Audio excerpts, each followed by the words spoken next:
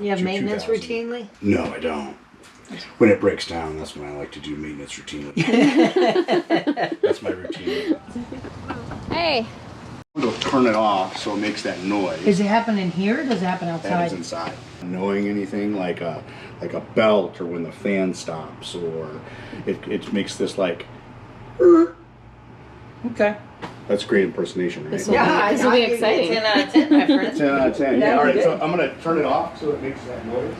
Okay, thank you.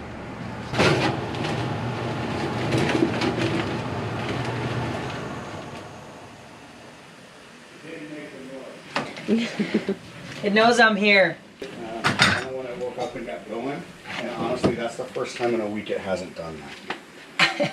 So, It knows I'm here. because I It heard made you an- make the made an noise and it's appointment. like, I I'm was done. just terrified it's gonna like stop working when it's hot, and so I was really trying to get it checked out before So- all of that. Let's kick it back on again.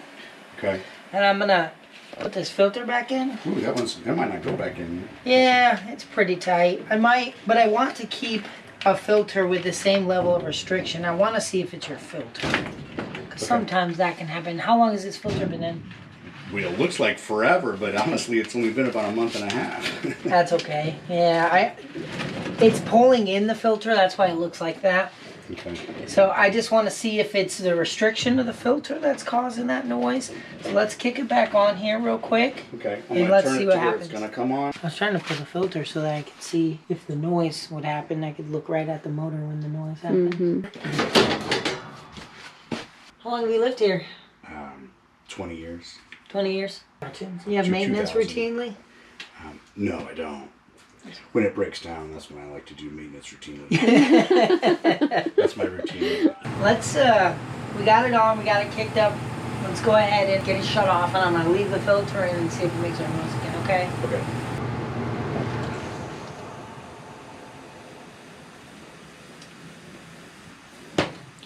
Yeah, I didn't make it again. Like, I can hear it through the whole house when it happens. Yeah. I can hear it like anywhere. So if And it's just not make making sure- the noise, I know it's going to be really hard to Right. narrow down. But Well, I've heard the noise before, so I'm pretty confident what's going on. I just like to see it, you know, but all right, I'll be right back. you can see oil all over it, dust and dirt. So I'm gonna pull it out so that we can get a good look at it. See that Oh oil? yeah, all that dust. Well, you see how it's all wet? Oh yeah, I do. That's the oil that I was telling you about. Well, I was telling him about. It starts to like push its way out of the motor and Right. starts to get when it gets really, really hot and it's not running properly. That's the same thing that happened right here. You look on the end of it, all the slots are blocked. But if you look right here, that's all wet. This is dry. This is all wet. It's all oil. Yep. See the dry spot, wet spot. See, it's all kind of sticky. That's just matted on there. I mean, it's spinning pretty freely, but it's probably not been on a whole lot overnight. So what I bet you happens is, and this is just a guess, I don't know until I see it, but if I were to guess, I would say that that motor gets running long hours in the day. It's really hot, that's when it starts to stop. Because that oil, when it gets really hot, it gets thinner. You know, it heats up, and I bet you that's when it starts to make that noise. When it gets 100 degrees outside, it's gonna run for 4 hours. Especially a system that's old, inefficient, it's gonna run a long time. That's probably where he starts to get his noise. It's probably not making it on me now because it's been off all night. Nice and That's cool. true. Like it's first thing in the morning. Yeah, this motor is cool to the touch, so it's really not. I'm gonna take a look at the heat exchanger just to make sure that it's safe and no one's in any immediate danger when the heating season comes around. We do this with every check because, especially if they don't have maintenance regularly, no one else is going to come into the house and make sure that their furnace is safe. So I need to get back on my keto diet. Can't fit in here anymore.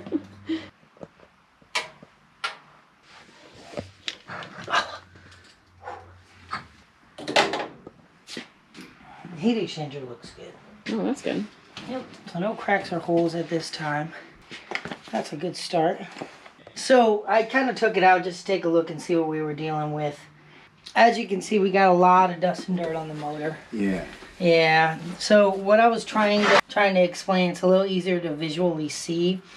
You see here how it's real dry, and then down here you got like oil on the outside. Yeah. oil Yeah. all the way down on the bottom, all the way around it. Yeah, yeah. So another thing is, I was kind of just thinking through, this system's been off all day, or all night. Right? Yeah, pretty much. So it's cooled down. It's cooled down quite a bit, yeah. The noise is probably prevalent in the middle of the day when it's really, really hot to run a long time. Yeah. Then it really get that oil nice and hot and thins it out, if you will. So I'm thinking, it's visual evidence. What I have, no, I've not heard the noise, but I'm pretty confident that what's happening is your motor's getting really, really hot. We need to really go through and clean it, because if I were to put a motor back in the condition, I wouldn't be doing the right thing. Right. Because ultimately I'd be putting the motor and your investment in a terrible position. Okay. You know what I mean? That's just my opinion. Right. A motor will get you going, and the heat exchanger is not cracked. It is still safe to operate at this time. So my minimum suggestion, if you're trying to repair it and get it going as long as you possibly can, would be, let's take this thing apart, let's do some maintenance. We could put a motor on and get it going.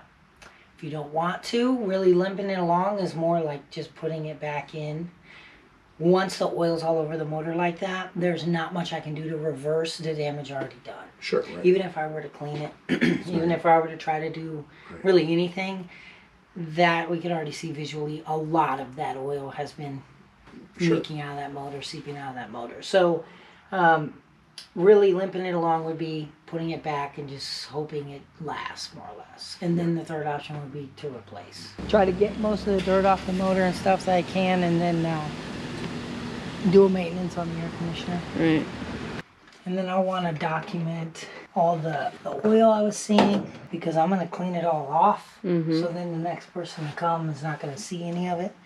So I'll just kind of document that, hey, saw some oil on the inducer, saw some oil on the motor. You know, they're going to look clean. So the inducer motor and then the blower motor is where you would see oil?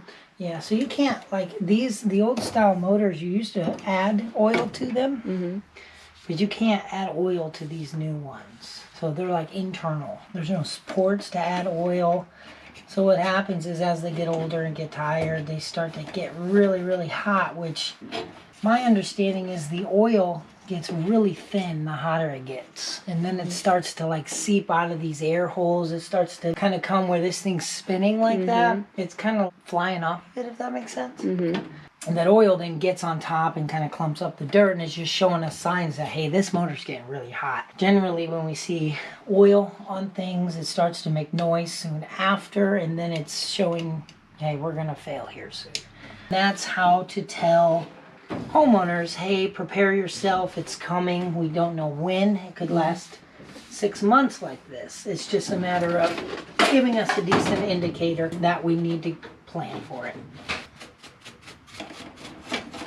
They say dust is the #1 killer of furnaces. That's just simply because it blocks everything, puts a blanket on top of something that naturally gets really hot. Yeah. You know, it just makes it run hotter than it's designed. Components get worn, components get tired. Just getting this coat of dust off here goes a long way.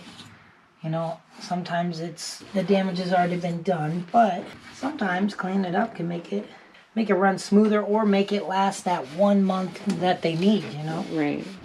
I'm always big on just the homeowner has the complete control, their option completely. I just like to explain upfront and honest.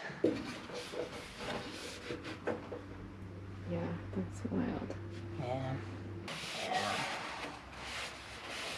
It's really tough. Oh. I'm sorry.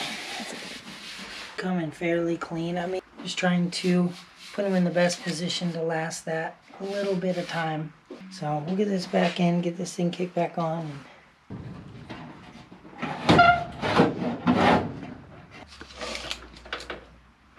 What is this mess of wires down here? This? Yeah. Yeah, this is a circuit board. Okay.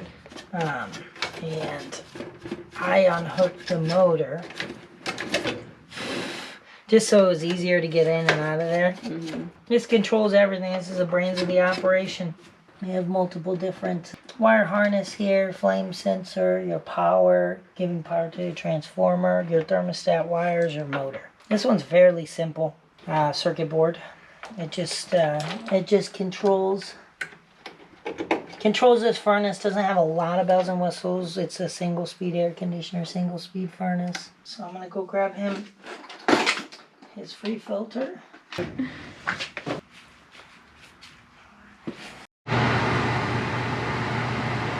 And running. Okay. Put it back together correct.